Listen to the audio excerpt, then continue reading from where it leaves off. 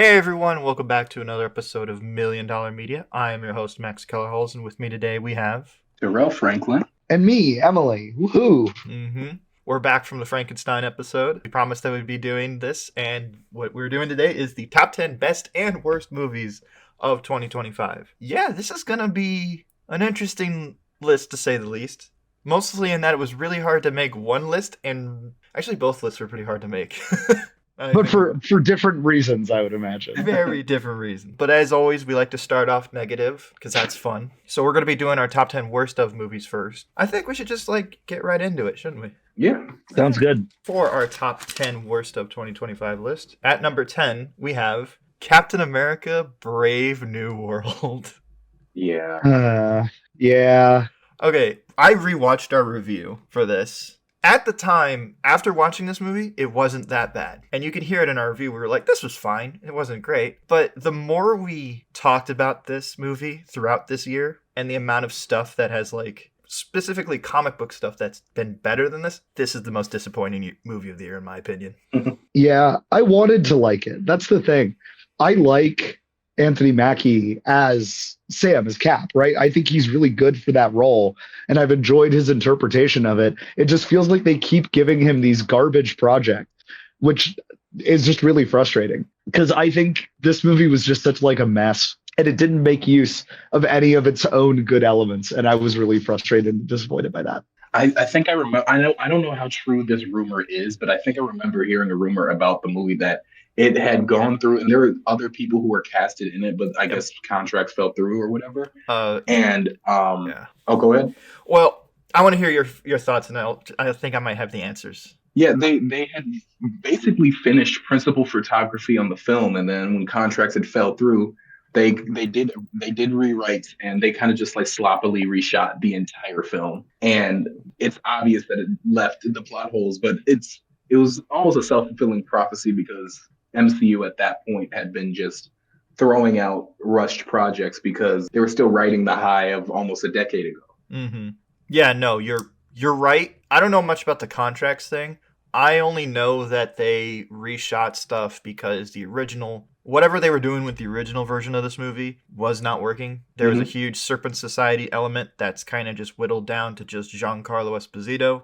I know that Rosa Salazar was in this movie. I know that a WWE wrestler was supposed to be in this movie as a Serpent Society member. There was a lot more political commentary that was a bit more biting, because I think one of the things that really kind of makes me look back in kind of bad thoughts is that for a Captain America movie, it has no teeth, it has no balls. It just feels neutered.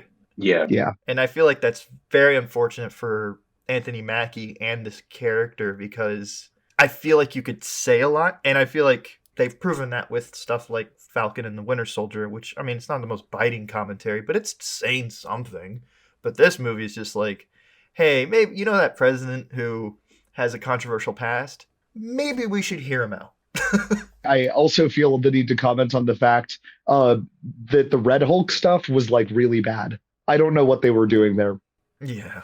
That was easily the most frustrating part of the movie, was they plastered Red Hulk all over the advertising, and then he's in one scene, and it's bar none the worst part of the film. And part of this is also just how trailer marketing and teasers have been so far. Mm-hmm. It's that just they're marketing with something so much that they make it seem like it's going to be an integral part of the film, and then they just underdeliver because the only concern at that point was how many tickets they could sell and how many seats they could fill. Mm-hmm. And that to me is, I think, also why it's kind of disappointing that they would to have a whole campaign of the Red Hulk holding the shield is insane to me. Yeah. And it has the worst villain of all the MCU movies, in my opinion. How many of you actually remember that the leader is the villain of this movie? Oh, I remember. I would never forget. Oh, man. Just... what were they doing? I don't know. I feel like we maybe need to move on. Yes. You can't bag on this movie for too long. It's so easy to, but it was the most disappointing film for me. There's some good elements. I like Sam as Cap. I think he's really good Captain America, and I'm excited to see what they'll do with him in Doomsday. But I'm just going to leave it out there. Yeah. And just move on. It's the reheated oatmeal of movies. Fine, completely bland. Mm-hmm. But it was okay. Funny you say heat, because at number 9, we have Avatar Fire and Ash. I don't know if any of you guys have seen this. I didn't want to waste seen my it yet. time, so no. I am going to see it just because it's still in Oscar talks and it's like Golden Globes talk for like a box office feat or something like that. Yeah. But like I'm kind of Avatared out. They take about 8 years to make, and then I forget about them, and then all of a sudden just like Avatar's back on in this instant Oscar, and for some reason the Academy. Like, listen, no, like I love James Cameron as like a creator and as a creative, but like we're just kind of like throwing praise just because. And it's like how it was plastering the Supreme logo on everything way back when. Oh my god. Yeah, I did record a review of this just by myself. I'm gonna quote my brother what he said. He said it best. This is the same movie, Badder Bitches. That's it. That's hilarious. He's just like, it's the same fucking movie again. Like, I was so bored watching this movie that don't do this. And I pulled out my phone to see how far we were in. We still had an hour left. Oh, I thought we were wrapping this shit up, and yeah, I mean, I don't know what James Cameron is fixation with this blue pussy nonsense, but them ashy people are I do like them. I do like the girl, not for those reasons, but for those reasons. But other than that, it's the same shit. It was I couldn't give a shit less about these people. I guess I'm blue racist, but I just don't care about the story. Every interesting thing they set up in the second movie, which I do like the second movie, they just fumble hard with it in this one. And I'm just like, if it ends here, fine. I'm done with this nonsense. Yeah. Unfortunately, not going to end there. I think there's like 2 or 3 more. I know. Yes, they have 2 more planned, but they aren't funded yet. James Cameron has said if he doesn't get to make his last 2 movies, he will hold a press conference where he will explain what would have happened to them. Oh my goodness. I don't care. Because last time we've held a press conference for a movie was the last Terminator film. Look what happened there. Yeah. He was like, this is what we have in mind. This is all the cool shit that we have planned. And then when it came to reality, we're like, oh, that was it? No, I'm done. Moving on. Oh, God. Just hurting Michelle Yeoh as well. Oh, no. I mean, it's still gonna make money. Of course they are. I don't get the amount of dick sucking that these movies get. I just don't get it. Like, yeah, I like Babylon, the movie, and every time at the end when they show the Avatar in that montage sequence, I'm like, you could have picked anything else. Like, okay, I can understand if we're talking about the first Avatar in 2009. Yeah. That movie deserves its praise for its time. Like, you look at it today and it still looks good. Like, for 2000, fair. It's insane. It changed. Like, video games have to use that same kind of mocap in order to make their cutscenes. Like, it's an innovation. Oh yeah. After that point, yeah. like when we're like 15 years past, and then finally the second movie comes out, we didn't even need it at that point. No. I know that he has in mind a Ghost of Hiroshima movie, which is about the guy who not only survived the bombs in Hiroshima, he also survived the bombs in Nagasaki. Wow. I want to see him tell that story. Even though I know he's a white guy telling the Japanese story, I know that he will put his heart and soul into it, and I want to see that. I don't really care about going back to Pandora anytime soon. I don't know. I just want to move on. I just leave it in 2025, and that's it. Yeah. All right. Another movie that made billions of dollars, and I hate. At number 8, we have a Minecraft movie. Oh, come on. It was kind of fun. But yeah, it deserves to be here. Here's my only thesis on why this movie is good for the movie business. And this is crazy. Go on. I think it brought people back to theaters. Not for good reasons. Listen. Okay. By the means of which it did it, I don't necessarily think it's the best means, but like a dumb joke making people flood into theaters. And the poor workers and God. Like establishments. Yeah. Like after Jack Black says chicken jockey. But like I do think that it helped people to want to go to the theaters again. I don't know. This made me run away from theaters because I saw all the shit on those videos. And I was like, I'm not seeing that shit. I don't care. Yeah. It's going to be a bunch of 13-year-olds yelling memes at the screen the entire time. I'm done. I'm not going to do it. I live in a university town. So for me, it was all drunk 20-year-olds. Oh, no. Yelling at the screen. But I had a good time. I will defend the Minecraft movie a little bit. because I think it has some jokes that are actually funny. I do still catch myself laughing thinking about the main villain having like 5 hidden knives on her and just like badly attempting to stab the protagonist mid monologue at the end. That's a joke that I liked. Okay. I think it had its moments, but it was kind of a mess and, you know, was obviously just kind of there to Man. pander to people who wanted to hear chicken jockey. So, like, make no mistake, while I'm saying it's like fine and kind of fun, that doesn't mean that it doesn't deserve to be on the worst list. It does. It was one of the worst movies that came out this year, I but it bet was kind of fun. I kind of enjoyed it. I bet people who get tortured giggle occasionally. That's how That's I crazy. Wow. I don't know if that's what I would have said. That's what I'm gonna say. Then we're gonna move on. Or does anybody have anything else to say about the Minecraft movie? No. Sorry, when you said that, like, no. Why the fuck would I? No. All right. Number 7, we have him. Bad. It's never a good sign when your film tries to like piggyback off of the success of like Jordan Peele's work by just making it Yeah. just like a simple pronoun name. This fooled so many people thinking this was Jordan Peele's film, which it's not. Yeah, it was like, no, he funded it. They did put his name all over the marketing too, Mhm. like more prominently than the directors. Yeah. Yeah. I appreciate the idea of telling a horror movie in the context of like a sports film. Like, what if you took like something like Remember the Titans instead of like having like the uplifting mentality? You have that really like, oh no, we're gonna push you to a limit. Because there are some sports horror stories in real life, but this just went way too far with trying to be like just artsy fartsy. Yeah, it just fumbled, pun intended. Wow. I'm sorry. That I'm was a good sorry. one. I'm sorry.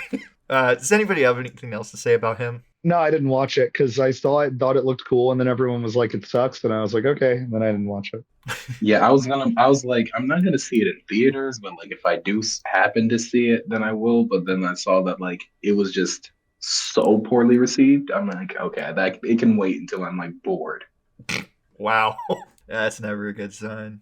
But I appreciate the swing. That's why it's kind of low on the list. But yeah, we're going to move on to number 6, which this is going to be a fun discussion. The Electric State. The Russo brothers Netflix movie that cost $300 million to make. The Russo brothers make it hard to defend them I when know. they drop a movie like this.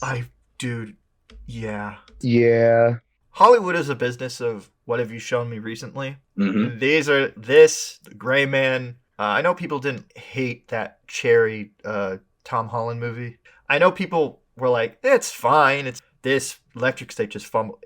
Mr. Sunday Movies and the Weekly Planet people said it best, where it was like, this is the ultimate get off your phone movie. Like the message is like, get off your phone and enjoy the real world. I'm like, okay, sure, we'll do another one of these. This did nothing to help Millie Bobby Brown's career. This did nothing to help Chris Pratt's career. All of the celebrity, like, they're pretty much cameos because they're either doing, like, voices or just showing up for a brief second. Just feel kind of sad and like, look, we can pull in this person. Like, Coleman Domingo's in this movie for, like, a minute. It's like, what is That's he why it costs so much. I Like, you just, know. like, let's try to reach every audience with this movie. Oh, God, yeah. It's this movie that's trying to be like a send up to like 80s Spielberg Amblin style like adventure movies. But spoiler, they kill the kid by pulling the plug at the end. that's crazy. I did not watch this movie. I did not know that was how it ended. Yeah, it's like, okay, I mean, that's a choice, but I'm like, that kind of just puts a dour note on this whole thing. That's the only thing I remember. Like, and this has like Woody Harrelson playing Mr. Peanut. Jesus. It's like, hey, isn't that funny that Mr. Peanut's like the leader of this revolution? You're like, I mean, not really, but it's weird, I guess. That's like this is like a Ready Player One tier movie. Oh my, yeah. Oh, yeah. The Ready Player One vibes in this are apparent, but it has none of like the Spielberg charm of Ready Player One, where it's just kind of like, well, there's a competent director behind this. This is just like, I know you guys could do better. Do you just need Daddy Feige on your shoulder the entire time telling you what to do? Right. Yeah, Trey, I know you've been trying to say something. Do you have anything to say? No, I haven't been trying to say. I completely agree with you. It's just because we know the Russo brothers can do better, and it's like it's just trying to defend them. And Yeah. you can't at a certain point. It's just like we let you do this by yourself multiple times. Mm-hmm. Do you want to move on to number 5? I do. I'm gonna try not to rant as we go to number 5. Okay, and number 5 is fitting. Five Nights at Freddy's 2. Stop. They're not gonna, but please stop. I don't get it. It's kind of like the Minecraft movie in that this is just pandering to a very specific group of people. But even then, like my brother likes Five Nights. He went to see this in theaters, and the first thing that he said is like, Max, I know you're going to do a top 10 list. Put this on there. Yeah. If I'm the people who make the FNAF movies Mm-hmm. and the creator of the games is like, can I solo author the screenplay to the sequel with no prior solo screenwriting experience? Oh, no. I, as an executive, am going to say, no, that is not what we'll be doing. Unfortunately, that is not what the producers of this movie did. And I think that was their first mistake. Okay. Can I rant, please? And I will try to keep it as short and sweet as possible. Trey, you have the mic. Number one, it's a very great point. You're having a non-screenwriter solo write this movie who just retconned his entire universe with the last game that he released. This is not going to end well for you. On top of that, at least the first movie was fun. The first film was at least fun. Right. It wasn't great. Let's not get too carried away. Like a nice. It was like nice. Like, oh, that's a very cute attempt to make references. This movie was so garbage. It was absolutely terrible. The most exciting part was that they referenced the gameplay of the second game. Oh. Every single plot point thought it was going somewhere, and then it didn't. The whole like cast press tour, they made it seem like oh shoot, like if you're looking at the cast clips before the movie comes out, you're like, oh shoot, like did they really do something with this? No, they didn't do anything. I would also like to point out from an outsider perspective, I couldn't really give less of a fuck about Five Nights at Freddy's, if I'm honest with you. But what I do care about is Scream. And this movie offered me as a Scream fan a reunion between Pete Ulrich and Matthew Lillard. And that still wasn't enough to convince me to see it. They weren't even on the screen at the same time. Absurd. I mean, I think Trey also said it where it's like this had really good press, like a really good press tour. Like they looked like they had fun promoting the movie. I bet you it was fun on set. It's not fun in the seat. That's sometimes the worst where you're like, I know you guys mean well, but just stop. Yeah, for real. Terrible. I mean, I've got nothing else to say. I'm just done with this franchise. And I know it's like, oh yeah, they made the... Oh. Maybe not. God. I know that actually made me giggle a little. Oh, come on. That was pretty. I saw that clip. That was pretty funny though. I have to give them credit. All right. Okay.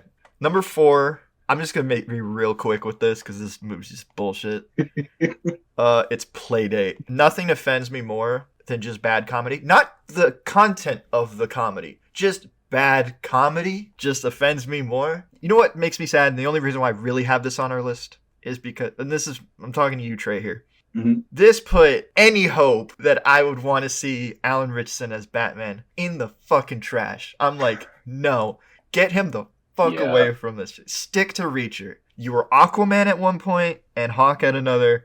There, you're done. I almost blame the writing. Yeah. He seems like a really cool guy. I'm not blaming him, but I'm like, better stay fuck away from that cowl. It felt like one of those really bad mid-20-teens like comedies that just ultimately led to the death of comedy in cinema. Mm-hmm. Like that Vacation remake, fucking The Other Woman, like all those movies where it was just like, God, these are unfunny. And this is where they go to die. Amazon Prime. I don't know if any of you even heard of this movie, but yeah, I have no idea what this movie is. My like the light has been drained from my eyes a little bit learning about its existence. My survey of movies for the year is now just a little bit worse. Yeah. Well, to be fair, like this is me picking at the bottom of the fucking trash to find something on this list. And Emily, these next couple, this is all you. Oh yes. At number 3, we have Hurry Up Tomorrow. And I do want to apologize real quick to you, Emily. I know you recorded the review, scheduling got in the way, and I just never got to actually work on it. However, I'm glad that you're here. Roast this bitch. Yeah, so let me start off by saying like kind of my interaction with this film, right? So I actually like The Weeknd's music. It's scumbag music, right? But scumbag music can be kind of fun.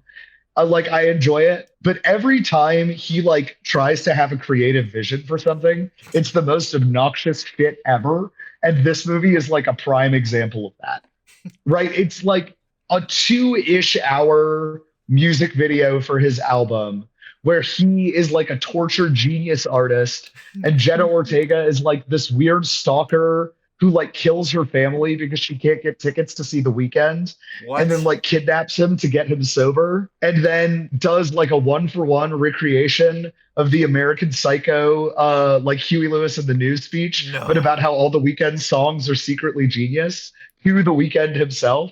And these aren't like metafictional songs that exist in the movie for his character. She's talking about like Blinding Lights, the song from real life, Oh, and just goes on this like 3-minute rant about how it's super underappreciated, and if everyone looked at the lyrics, it would be really genius. I'm so mad right Um, now. It is the most obnoxious, self-obsessed piece of fiction that I have ever seen. And like my opinion of a musician that I like is lower now. Like I can't listen to his music anymore because I just think of this movie and go, ugh, and then I turn it off.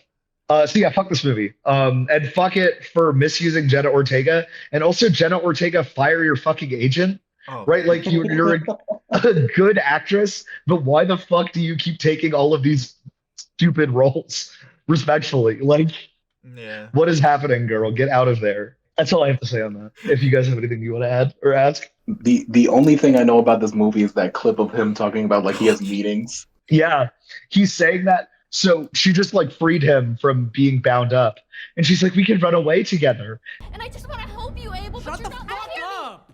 Shut the fuck up! Shut up! Oh my god. Yeah, Hurry Up Tomorrow is pretty dog shit. Wouldn't recommend. Also, it has a lot of like really loud scenes with a lot of flashing lights, and that was not a fun theater experience. Ugh. I kind of think of this as like the Weekend Megalopolis. Yeah, Wow. it's on that level of self-obsession. It's Wow. nuts. This is for you, Emily. This is why I have it on the list. Oh boy. I wanted to see this so bad in theaters because I'm like, I just need to see a movie that I could just like absolutely go in, like get trashed and just like trash the movie. Just like, oh, sometimes it's really fun. That's why I went to go see Megalopolis because I was like, I saw Megalopolis in theaters. Only like one of the rare few. My God. Yeah, but I just timing and scheduling just got in the way. But I'm glad you saw this. Sorry though.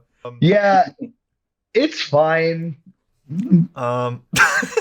I was trying to think if I had anything nice to say, but I don't. This movie sucks. All right. At number 2, we have another movie that we do have a review on the channel for. That's Ash. Now, this kind of went under the radar a bit, but Emily here made it very apparent in that video she did not like it.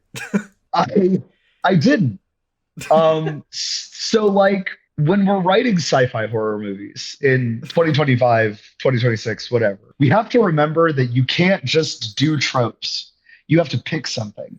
And Ash is essentially just like, what if we generated a movie's plot twists by random number generator? So at one point it seems like it's maybe going to be about like terraforming. Mhm. Then there's a twist about like hidden technology that like previous humans were keeping from the characters. Then there's a twist that there's also an evil, malevolent alien parasite. And then there's a twist on a twist that our main character was infected with the parasite before the start of the movie, but took cyanide to prevent it from taking over. So its control on her is weak, but it can still make her hallucinate. And the other character in the movie was a hallucination the whole time, except he had a dead body, which is now a dead space monster, and now we have to fight it. And this is how this whole movie's plot is structured. Is it's just beat after beat of like switching lanes, with like no coherence between them. And it's also not scary, and it's like weirdly racist, right? Like they have this Japanese medical robot that they have on board the ship that speaks in broken English, and that's like the whole joke is that there's this little robot going like, happy yay surgery. Wow. Whoa. And Oh god.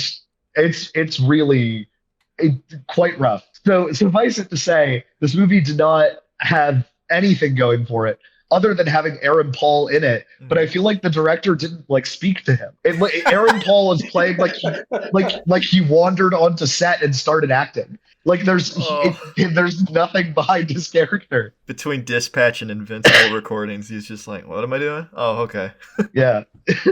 Just sort of wandered here, played a character, wandered out. Does he say bitch? Because if he does, then he's just phoning it in. He does not say bitch. Oh, because wow, that would he not actually fit his cared. character, admittedly. I wouldn't go that far.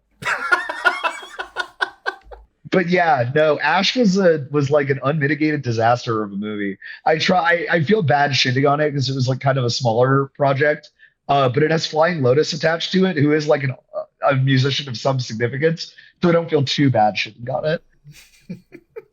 But yeah, no, it was a total mess, a total dud, reminding us that even though it's not the 80s anymore, we can still get bad Alien knockoffs, and bad The Thing ripoffs, and bad, now we can call them bad Dead Space ripoffs, and they could be all kinds of Yeah. new and unique forms of shit. Trey, I don't know if you have anything to say. No, I didn't even know about the existence of this movie. This is hilarious hearing this plot. It sounds like somebody tried to create a religion. Yeah, no, actually. I mean, Trey, you're correct to the point that the movie ends with God speaking directly to you, the viewer.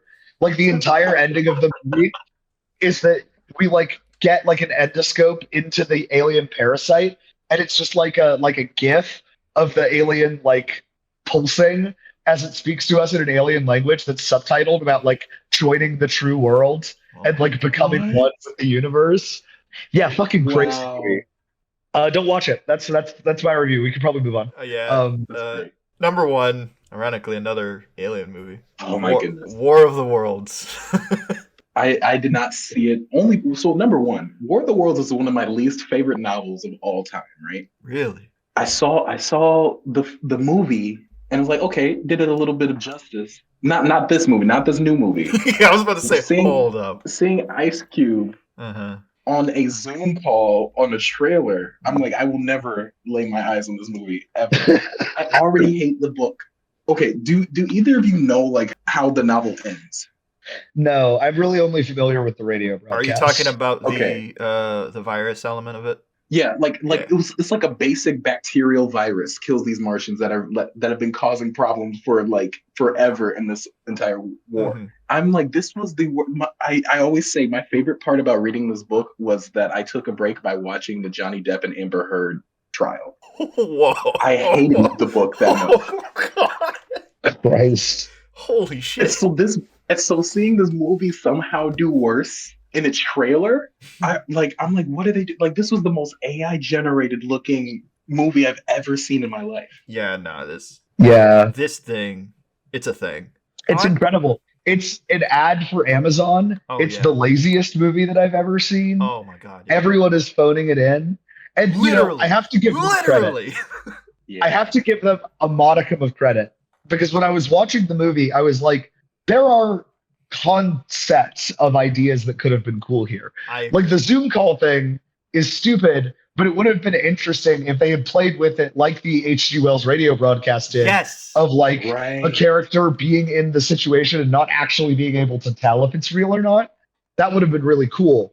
And they just didn't do that. No. And I was like, why?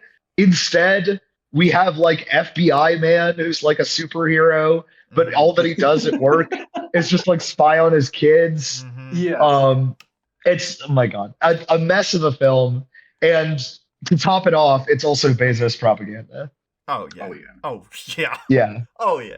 They literally, like, they have to deliver a MacGuffin across the city and they use an Amazon delivery drone. Mhm. And then at one point it flips over Mhm. and they have to pay, like an Amazon delivery driver gets out of his car and asks to pay a homeless person like $100 to get him to flip over the Amazon delivery drone. And then it gets back up. Hold on, not just any $100, $100 Amazon gift card. Yeah. Yeah. Fuck this. It was really, really fucking shitty. I saw it for Yeah. free and I still feel like I got ripped off. This put an end to anybody ever wanting to do another Screen Life movie. You're never gonna see another Searching or Missing, Unfriended 1 and 2. Like, that's it. Like, this killed that. Like, I think those movies are interesting concepts, and I like the idea of what Emily was saying about, hey, what if you actually played on the paranoia of, like, you don't know what's going on? and you could kind of play on the idea of AI and misinformation. But no, they're like, nope, it's aliens that want to eat your data for some fucking reason. Ice Cube, don't do this. Like, I think he can be a good actor, but I think Ari Spears said it the best. He just plays the same fucking character every time. Yeah. So I loved him as Superfly in the recent Teenage Mutant Ninja Turtles. Oh God, like he's terrible. Like there's a drinking game that I found out about this, and I kind of want to play it. Also, why have we continually tried to bury Devin Bostic's career? Oh, yeah, that's right. I liked him in this movie, actually. I thought he was one of the better parts. I think he takes his acting career serious, but everybody else doesn't, and that's tragic to me. That is really unfortunate. All right, we got to move on. Yeah, good movies. Yes. All right. Is there any honorable mentions you want to say, like good or bad? Like, is there any bad honorable mentions you want to say before we move into the good? I saw the movie Anemone. Daniel Day-Lewis, I'm glad you had fun. Maybe teach your kid how to write good movies now that you've taught him how to write movies. Wow. Leave him alone. Anemone was rough. That's my dishonorable mention, actually. Here's my dishonorable mention, because I enjoyed the first version of this movie way better than the second. The Accountant 2. Oh. It turned into a buddy comedy rather than like a kind of like action thriller. I could see that, yeah. And like it's, for me, I still enjoyed the movie, but I enjoyed the movie in the context of like I liked how the direction and cinematography looked. But I'm like, this is not the same mood. Like it's the same director, but it's not the same mood of the first movie. Okay. I guess if I had one dishonorable mention, is Flight Risk. It was going to be on this list, but it got taken off. It's just bad. It stars, you know, hey, Mark, If Only I Were on the Planes During 9/11 Wahlberg in a movie about him on a plane, making it worse. So I do find that funny. Yeah. All right, let's move into some good stuff. I just have a couple honorable mentions for good movies from some of our members on the channel. Neja 2. Apparently one of the biggest movies this year. Didn't see it. Looks good. Looks really fun. Like I like to see the Chinese animation. Looks really cool. I know, Emily, I know you reviewed this and you had this you really like this movie. I just want to give you a shout out for The Life of Chuck. Yes, love The Life of Chuck. Beautiful film. That was going to be one of my honorable mentions as well. Do you guys have any other honorable mentions? I have an honorable mention for Warfare.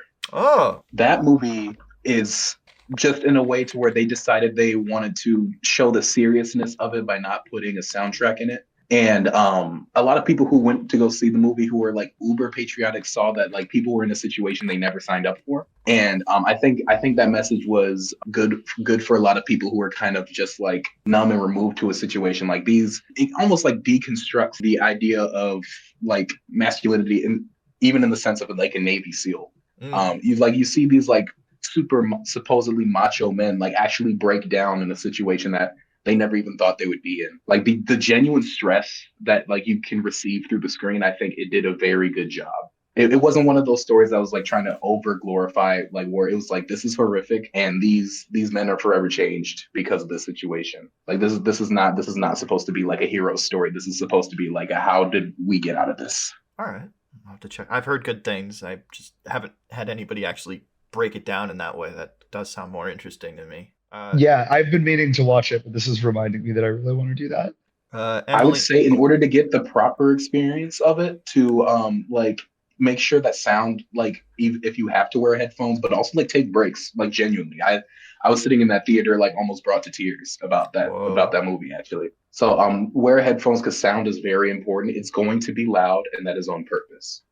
That tracks.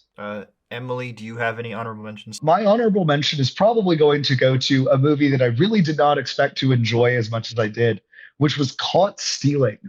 Oh. With Austin Butler, directed by Darren Aronofsky. And anyone who knows me knows that I fucking hate Darren Aronofsky. That is not a director that I like. But I took a chance on this movie, and I really, really, really wound up enjoying it. I think it is so fun and grimy and has like, I think a different director would have made this movie a little bit more light in tone, but it takes the sort of pulpy crime thriller sort of style and adds this really interesting sort of dark undertone to it that I really like. It deals with some real shit on top of being like a fun Guy Ritchie-esque like crime movie. Oh, So super fun time. Highly recommend that one. Austin Butler is fantastic, and I'm excited to see him in more stuff. That's my honorable mention. sweet. I just have one quick honorable mention, but it will get its own review, so I'll just say real quick. One honorable mention that I do have is Predator Badlands. We will have a review for that, so I'm not going to go too much into it. So all I'm just going to say, it almost made the list for me. But yeah, let's move to our top 10. At number 10, we have K-pop Demon Hunters. I don't know if any of you have anything to say about this. I thoroughly enjoyed this movie. It was okay. I felt very neutrally about this movie. I watched it and I was like, yeah, that was fine. And then it fell out of my head aside from the songs because I hear those in other places. Mm-hmm. It was okay. I was not personally super enthusiastic about this movie, but it seems like tons of people love it, which is really cool and more power to them. That's my take on this film. I have yet to still sit through this movie. However, it's not diamond in the rough impact because I don't think there's not a lot of rough this year for me, even though we went through 10 roughs. It's just like a unicorn. That's what I want to say. It's the unicorn in fandom and box office and like having its own, but like not really box office because it's like a Netflix release type of thing. So like for me, I think that it should be on a list, especially just for like how impactful it was, especially in a year of Titans. Yeah. No, I just love this film. I love the art style behind it. It's not directly kind of Spider-Verse, but it definitely takes a lot of elements from that and kind of like streamlines it in its own unique way. The music's great. The characters are fun, instantly iconic. I don't usually like to be like just like say flashy words like that, but they are iconic characters now. Like I saw so many people dress up as these characters for Halloween and just in cosplays in general. I just love that this film brought people together in a good way because like with the Minecraft movie, that brought a subculture together in a kind of like a meme joking way. This genuinely brought people together for a love of a movie, and I just love it for that reason. And I don't know, that's the stuff about this business and this industry and the art form of movies and film that I love. And I feel like this film nailed that. I think we can move on. Number 9, we have The Long Walk. Holy shit. What a fucking... That movie hits. It is like... It's such a simple premise, but it nails it. It has a great pace. And I'm not trying to be funny there. Like the acting in this is superb. David Johnson needs to be up there as one of the best up and coming actors that I have seen. He is incredible. Yeah. Even Cooper Hoffman too. He's the main character, but just man, those two have such good chemistry together. And for a film that's really depressing, this has some of my favorite messages of like hope and optimism, how to find that light in the darkest moments. Like David Johnson, his character has a monologue in this movie that is so incredible that it brought me to tears. It was at that moment I said I'll always choose to find some light in all this fucking darkness. Because what's the point of a second chance if not? You do find the light, Pete. You do. I don't have that in me, though. I would have been fucking dead if it wasn't for You you. think this shit is easy? Huh? No way, it's fucking hard. I try fucking hard. Yeah. I don't have much to lose. I have everything to gain, and that's why I'm here. Yeah. I won that prize so I can do something good. Maybe help some children who were like me. Sure, I could have used Ray. What? The brother. It was so good. The soundtrack's great. Direction is fantastic. Trey, Emily, do you have anything else to say? Yeah, watching this film, one, I'm a Francis Lawrence fan because I am a Hunger Games fan, but particularly The Long Walk, just one seeing that like the actors genuinely had to travel on set. They had to use like electric vehicles and basically use the lights on those vehicles to light the set. Like the production of it as well to really make it like real and gritty and feel like we're there with these boys, like basically walking to their death. In concept itself, it's just like, oh, that's like a really, really cool concept, you know, like And there's, variation from King's original novel. I think there's like significantly less boys walking in the About in the half. film than there is in the book. Yeah. Yeah. But I think it was a good decision because you feel like you're there with them. You kind of like are unpacking with them. It's like guess what? All of us don't get to make it. Like only one of us gets to make it. And then you're kind of like building these bonds as soon as you're losing them. It just feels very, very like real. I loved the movie from beginning to end. Me too. It very much captivated me. It's not a rewatchable film for me just because it's just Right. such a mood. I remember just like being in like a state of like stunned after watching this, just like holy shit. Like I knew that people liked it, but I didn't know like how good it was gonna be after watching it. And especially in a year filled with really good and okay like Stephen King adaptations. Yeah. This one just peak. Emily, I know, did you see this? No, I've been meaning to. Unfortunately, my only exposure to this movie was through the Letterboxd review that was like, I liked this movie, but if you were going to a dystopian walking contest, why would you show up fat and wearing jeans? About Cooper Hoffman's character. Oh my god. Unfortunately, since then, I haven't been able to stop thinking about that. Oh my god. That's crazy. That's Jesus Christ. That's insane. I mean, the jeans part is true. I hate to say it, but knowing why the character is there, I kind of see how this last minute decision thing, like he didn't have time to prepare. Right. So bad because like he looks fine. Yeah, it's fine. It's fine. Oh my! I gotta move. I'm sorry, Trey. We gotta move on. No, you're good. At number 8, we have Bring Her Back. Yes, I love this movie. I just gotta say, Emily, fuck you for having me to look up clips for this for your review. What the fuck? Yeah, this one gets pretty intense. But when it comes to just like really, really good horror movies, aside from the obvious, I think that this movie was one of the best of this year. Mm-hmm. Just truly fantastic, super well written, scares that will keep you up forever. Yep. As I'm sure you learned from having to look up those clips. Fuck Just that. a unpredictable nail biter of a film. I loved it. And if you want to hear me talk more about it, we have a review on the channel. Thank you for the plug. Trey, did you watch this movie? No, I didn't. Okay. I just gotta say, it's cool seeing YouTubers make good movies. I know in this year and leading into the next, we're gonna get a lot more. But yeah, I still think the Filippo brothers, I love Talk to Me, and I still gotta watch this movie. But yeah, after watching those clips, I'm like, I gotta be in a mood. I gotta get prepared. Because I was not expecting some things. Oh my god. But yeah. Yeah. My favorite anecdote about that movie before we move on is that I saw it at a mystery movie night at the Regal in my hometown, or like in the town where I live. So a bunch of people went into that movie not knowing what it was that they were about to watch. Several people walked out, which was quite the experience to have in the theater. So yes, definitely a film that has a mood. All right. At number 7, we have, which we do have a review out, One Battle After Another. Emily here did review it. I don't know if she has anything else she wants to add on, but Trey, I think you saw this too. I did see it. Do you have anything to say? I enjoyed One Battle After Another. And this is also like it was one of the first movies I wanted to get my eyes on, as I started realizing that this year's Oscars is going to be tight.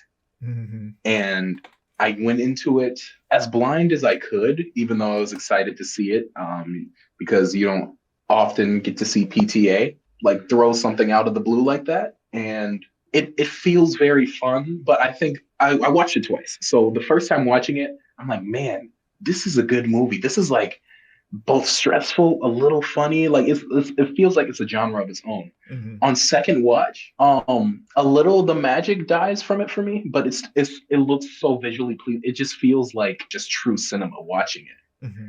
And that for me made it an enjoyable experience. It's just an interesting story to have. I think the themes of the French, was it French 76? I think I think that's the group's name. Yeah, it is. And just like how they kind of like incorporate the importance of like the backbone of like this revolution is the Hispanic community. It's very thought-provoking in order to watch this movie. Emily, is there anything you want to add? No, I stand by everything I said in my review. This is a fantastic, like, classic feeling movie, you know? Yeah. It has that feel of being very classic Hollywood. in a way that I thought was really cool. Super worth your time. Absolutely go watch it. I hate to say this. I have not seen this yet. I was going to watch it yesterday, but things got in the way and I didn't end up watching it. And from everything that both of you have explained to me about this movie, I just know I'm going to love it. Has one of my favorite movie memes of the year. You like black girls? I love them. I love them. That's all I'm going to say. It looks really fun and very poignant. But at number 6, which is a film that I have covered, but you guys were not there for, Thunderbolts. I'll let you guys kind of talk about this film. For me, Thunderbolts kind of gave me a little more hope in Feige. Oh, definitely. Definitely. It didn't try to be something it wasn't. It was a story. It was a true story, and it just made me very excited. It was the first Marvel movie I went to see in theater for years. Mm-hmm. Since I actually think since Eternals, actually. Oh, wow. I didn't go to a theater to see an MCU movie since Eternals because I was so like, I'm just like, what are they doing? I'm just going to wait. And I watched it with my brother and we're there. And like, when we're like silent and just kind of just like, that was a good story. Not only like, was it just like a good story, you felt like you were connecting with like everybody who was like now the outcast and kind of coming together. But like Void and Sentry, I know there's a little bit of controversy in the way that like his kind of power worked as the Void, but like I just loved just the portrayal of him. Mm-hmm. Of just like how like there's like the sweet version and there's just the like egotistical Sentry version and then there's like literally like eternal darkness. I think every character is kind of internal battle with themselves. Each like Sentry just doesn't have the ability to internalize it. I think it was very like representative. I think it makes me want to follow MCU again. Oh yeah. I just think it was good. It didn't try to do too much, and I think it was a great pick me up after Brave New World. Yeah, fully agree. Is there anything else you want to say about Thunderbolts, Emily? Yeah, no, I thought this movie was exceptional.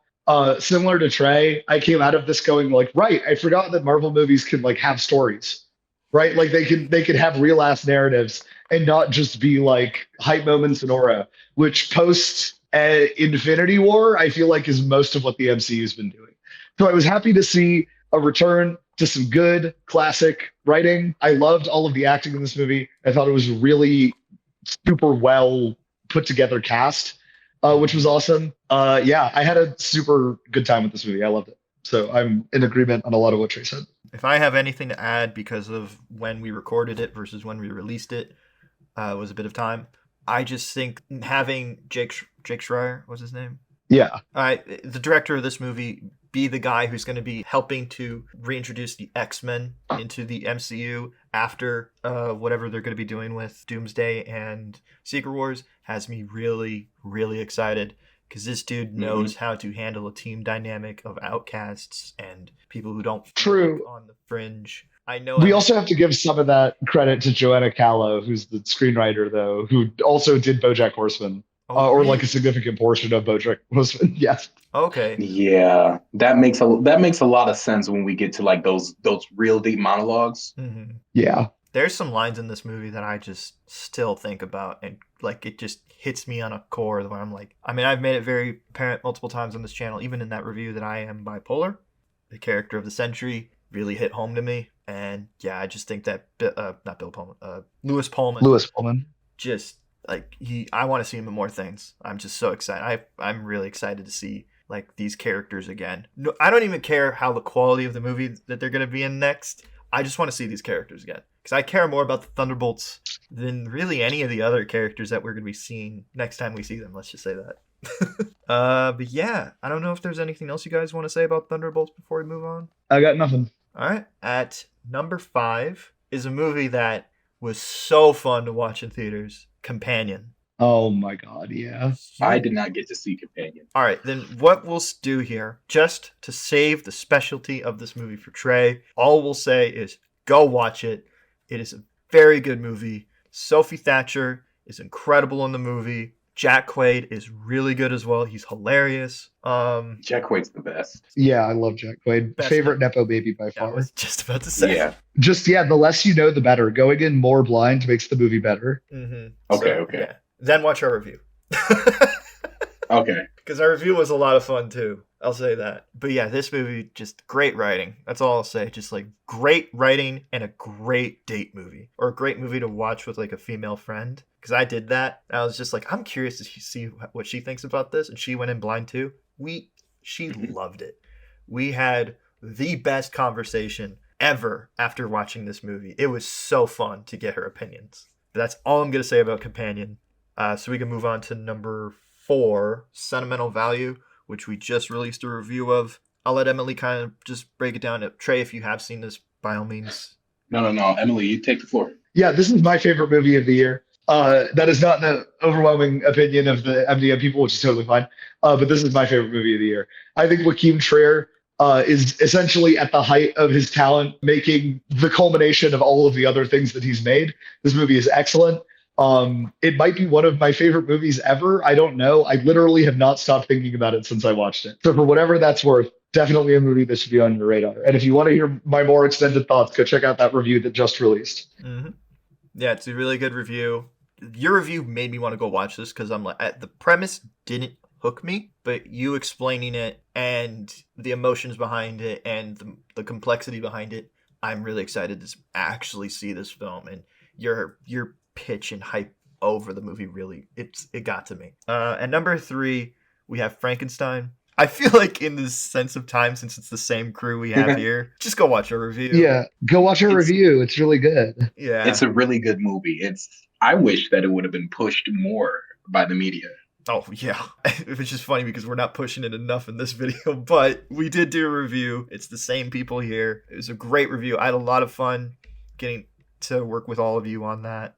But then again, the reason why it's up so high on this list is that this movie, when I talk about it with people, everybody lights up, and it is just one of those movies that is such like you were talking, Emily, about how a classic movie feel. This is like your old school 30s, but done in that Del Toro fashion, and it's fantastic. It's perfect. Yeah. But yeah, go watch a review. I hate to say that for this because it's like you're here, but still, like just so that we're not stepping over each other. So we're going to move on to our number 2, which is Superman. Fucking hell. Yes. Just you have converted me. When we went through the old Superman movies and then got to this one, nothing has impacted me more than this movie did in 2025. When the first trailer dropped, I literally shed a tear. Oh, wow. And so, like, I watched this movie with my brother and dad, and my dad does not get like swayed easily by movies. He's like, this was one of the best superhero movies I've ever seen. I'm like, whoa. Wow.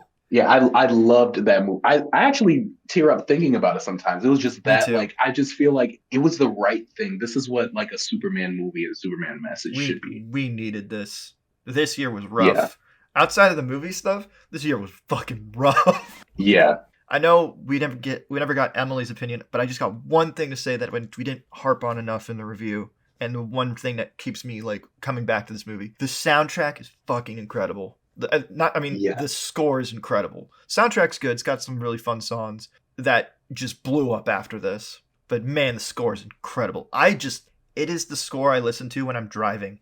Like if I really need to get somewhere, I listen to Last Sun. If I feel in a good mood, I listen to Being Human, or the song that he plays when he finally gets the upper hand on Ultraman. Yeah. Like, the soundtrack is incredible. But Emily, I want to get your opinions on this real quick, or on this movie, because you weren't with us on this review. I was not. This movie's pretty good.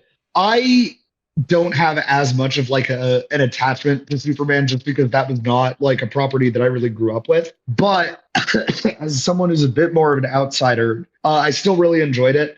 I thought the inclusion of the Justice Gang was really fun. Yes. I thought similarly that the score was really excellent. I don't know. I just really liked it. Also, Nicholas Hoult as Lex Luthor. Oh, fantastic. God. Yes. Yes. I love Nicholas Hoult so much. So I was always happy to see him getting work. But this is truly like an excellent, excellent performance. So yeah, no, I don't have too much negative to say about Superman. I thought it was pretty good. Yeah. I just want to say real quick, I thought it was a good scene in the theater, but the speech he gives Luthor at the end. Piece of shit. Alien! That is where you've always been wrong about me, Lex. I'm as human as anyone. I love, I get scared, I wake up every morning and despite not knowing what to do, I put one foot in front of the other and I try to make the best choices I can. I screw up all the time. But that is being human. And that's my greatest strength. And someday, I hope, for the sake of the world, you understand that it's yours too. That has stuck with me more and more as I watch it. And recently when I watched it again, I started to cry. Like, I don't know why. It just, the more I listen to it, and especially that behind the scenes thing they released about how important that was to nail down. Like, this movie feels like it was made with love, and you can tell. And yes, I feel like we've been missing that in the superhero genre for a long time now. And James Gunn, anything that this DC universe is going to do, I'm excited for. But yes. Let's talk about our number one now, which, I mean, it's Sinners. It was always going to be Sinners. I got to see it opening weekend. Fuck yeah, that's awesome. Again, like the marketing for Sinners wasn't as great. It made it seem like it was like more video game-esque. When you saw the trailers for it. But I saw it anyway, and like just going into it, just kind of like when Spike Lee was talking about it during like the big press around it, he's like, it is like a movie in its own genre. Yeah. It gives you that feel of just like vampire horror a little bit, but it gives you some like folklore all over the place, which we know Coogler can do because he's been doing that with the Black Panther franchise. Mm-hmm. But like kind of having just like American folklore and just the mixture of that. And then on top of just talking about like not just like intergenerational interactions, but like the trauma and just like the temperaments of everybody around and just like what is happening to the mixture of cultures within this Mississippi Delta area. Mm-hmm. And then you layer that on top of like vampires are trying to kill us, but it's not just like, oh, vampires are evil. They have this kind of like thing to where like this is the only way that we've been able to find unity as human beings. Mm-hmm. And that like shit, like it shakes everything. It is so deeply layered as a movie, and it's one of a kind. There's a lot of like back and forth about award season about it, but if you know anything about like how Coogler thinks about films, he's not really thinking about like trying to build up the accolades of like the awards. Like he's letting the greatness speak for itself, and I think this movie is doing that very well. And I gotta be real with you, I don't give a fuck if this movie doesn't win anything. It will always have a special place in my heart. It might in retrospect become greater and greater. Oh, in retrospective, I think now it just gets greater and greater every time I watch it. Yes. I'm like, I feel bad because I saw some memes of just like, well, white people walking out of Sinners, and it just shows like that meme of Martin Freeman and Black Panther crossing his arm. And I felt like that, but I was like, fuck it, I don't care. I love this movie. I think Coogler's very big into that kind of unity, though. He's like there is the elephant in the room that we address, but like look what film does to us. Yes. And he's such a student of film. Like just like anytime I watch him do an interview, I'm like, dude, you like study this, man. So I love Sinners. It's so good. Emily, you've watched this, right? Yeah, of course. Who the fuck do you think I am? Yes, I watched Sinners. Yeah, no, I mean, it was awesome. It was a super excellent movie. I thought Michael B. Jordan did a really good job at playing twins. That's not an easy thing to do. Oh yeah. I thought that was a super awesome performance. I thought the music was really great from this movie. I think I Lied to You probably has the original song Oscar locked up. Oh yeah. And if it doesn't go to I Lied to You, it will go to Last Time, which is also from Sinners. So that should tell you something. Yeah. Point being, this movie rocked on all fronts. Mm-hmm. Ryan Coogler is awesome. I had a blast. Yeah. My last thing I'm going to say, that sequence of I Lied to You, Mm-hmm. for the first, like seeing it on opening weekend and being in the theater for the first time, and just like, number one, the seats are filled. Mm-hmm. Number two, watching like everybody's body posture physically change as we're watching this like actual transport through time in the scene. It's something that cannot be recreated. Mm-hmm. It was one of like the most out of body experiences I've ever had in a movie. I saw this movie like a couple weeks afterward, just because of scheduling issues, and Mm-hmm. and like a 9:00 showing at night. Even then, like it wasn't the filled theater. It was still pretty packed for that time of day. But fucking hell, like you could feel everybody, like as you said, just like start to change in posture. I was like, holy shit, like Yeah. that scene is incredible. Like I just know that I had this after watching that scene. I was like, film teachers throughout the entire country, everywhere, are gonna use this scene from now on to just be like, fucking, you name it, music, camera, direction, acting, dancing, choreography, visual effects, hell, African history. Yeah. You name it. Like, there is so much they were going to have to talk about. And I was like, this is awesome. I was eating it up the entire time. And it's a movie so good. This is the third time we've talked about it on this channel. Because we did talk about it during our vampire review. And I feel like calling it a vampire movie is... It's overgeneralization. Yeah. But then again, the vampire stuff is really cool in this movie. I don't know what it is, but seeing an Irish vampire somewhere in my, like... DNA just made me feel really happy. Yeah. Like the little freckles that I have were like, hell yeah. Like I love the I Lied to You sequence, but I'm not gonna lie, my feet were tapping on the floor for that Rocky Road to Dublin scene. That scene is so fun. It's such a great scene. Yeah. Unless there's anything else you guys want to say before we wrap up this top 10 list, especially with Sinners or anything. Do any of you want to like end off on like what you thought of 2025 as a year in film? It was a damn good year for movies. I mean, that's all I have to say. This is one of the best years we've had in a long time. Oh, yeah. There's still shit that I'm wanting to watch that I haven't yet. Same. I haven't felt so inspired by movies since I was probably about like 10 years old. Yep, same boat. I mean, even the stuff we did on the channel wise, like, I think, Trey, not gonna lie, you had the best introduction out of any of our members. It was so fun. You came in and you just lit up. You were just like, we're gonna talk about Superman. And it was so much fun getting to like as your introduction that big of a project. And I just got congrats to you. And you recently did your first solo review. And I'm excited to work with you, both of you, Emily, the Mission Impossible stuff this year. Fucking so much super fun. So much fun to cover that with you. I also want to give big shout outs to Donovan for covering the Captain America films with me. I want to give a big shout out to Adrian to doing the K-pop Demon Hunters episode. That was a lot of fun. Allison for joining us this year throughout most of the videos.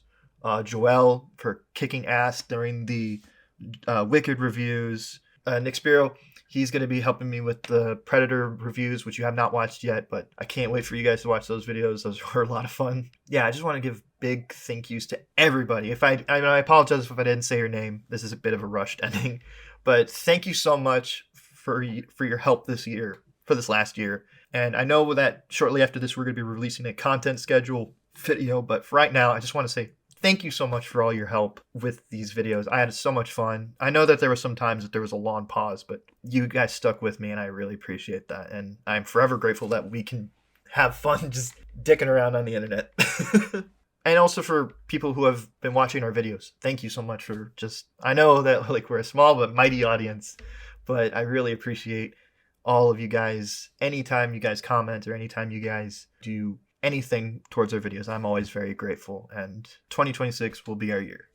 So yeah, please like, subscribe, and share. Please follow us on our Patreon, where we will be releasing really cool stuff on Patreon, like commentaries, cast interviews, stuff like that. I can't wait to cover that all with you in the content schedule video. But with me today, we had Terrell Franklin and me, Emily. Woohoo!